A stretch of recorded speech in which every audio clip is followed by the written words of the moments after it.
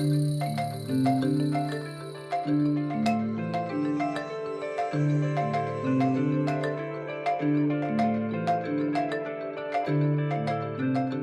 we are doing is a review of evidence as this evidence comes out, and there is a lot of it, as you can imagine, because there's a lot of interest, a lot of activity, obviously, because it's the number one health topic in the world. Part of this has been looking at studies which traced the earliest recognizable isolates of SARS-CoV-2, and most of them come from sewage.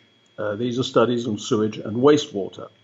Now, this is nothing new because public health engineering and water management are part of public health, and it is well known that some agents pass into wastewater, having been through toilets, and they get into wastewater and surface water, and they act as some kind of surveillance.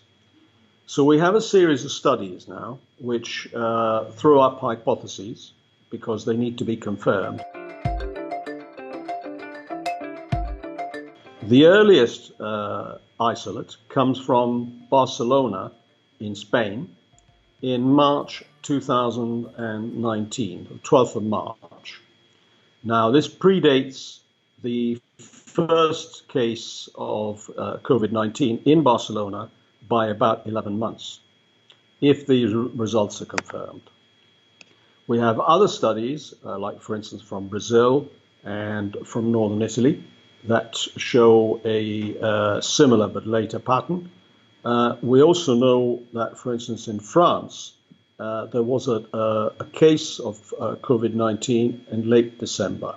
Now, this would suggest that the viral spread was far larger earlier than what we thought. And where it originated from, how it adapted, when it adapted, we don't know. Not necessarily this virus, we don't know that, but if the Barcelona results are confirmed, it would certainly suggest that kind of thing. But let me just take you through, for instance, a study that was done in 2012 in 2 kindergartens in Copenhagen, where they tested the surfaces, things like toys, covers, play tables, and so on. And these were heavily positive for all sorts of respiratory and enteric viruses and microorganisms, which is what you would expect. We live with these. They're all around us. The question then becomes exactly what wakes them up and what makes them aggressive. What conditions makes them aggressive? I'm afraid I don't have an answer to that. What we have is a series of hypotheses, studies, for instance, that looked at the meteorological conditions, ultraviolet, levels of pollution, wind, humidity, and so on. It's possible. You see, the thing is that SARS-CoV-2 was identified at the end of December 2019, and it could have been there before, but of course we wouldn't know because we didn't know about it. And like that, there may be many more. But once you know that it's there, the old saying, "Look and thou shalt find," applies.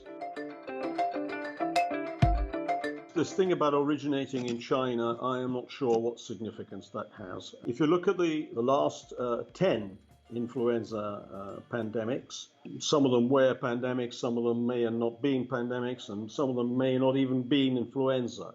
There may have been other viruses. People have tried to pinpoint, it comes from Russia, it comes from China, it comes from there, it comes from there. Maybe it comes from nowhere. For instance, the 2009 influenza pandemic, the first case was in Mexico. But I am not sure that pointing to the exact geographic location is very helpful unless we have a clear idea of some particular animal-mankind interaction which happened in a particular situation and could shed light on this situation.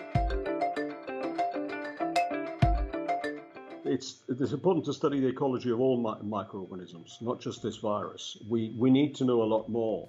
But if we do understand how it evolves, if we do understand where it lives, or if we do understand most of all how it transmits, how it ignites, what accelerates it, what moves it, then we can intervene. We also have to bear in mind the possibility that we are the culprits, that we have generated this by changing the ecology of our planet.